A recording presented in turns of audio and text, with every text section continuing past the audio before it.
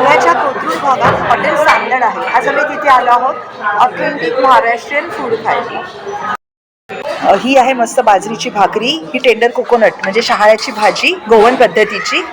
आणि आता हे आपल्याला वाढतं आहे, काय आहे याला काय म्हणायचं? ओके, म्हणजे ही विदर्भची मासवडी रस्सा आहे. नुसती पण मासवडी असते, पण हा मासवडी रस्सा मागवलेला आहे. आणि हे काय आहे? ओके, हे आहे वांग्याचं भरीत जळगावच्या पद्धतीनं, म्हणजे खानदेश पद्धतीनं वांग्याचं भरीत आहे. आणि मी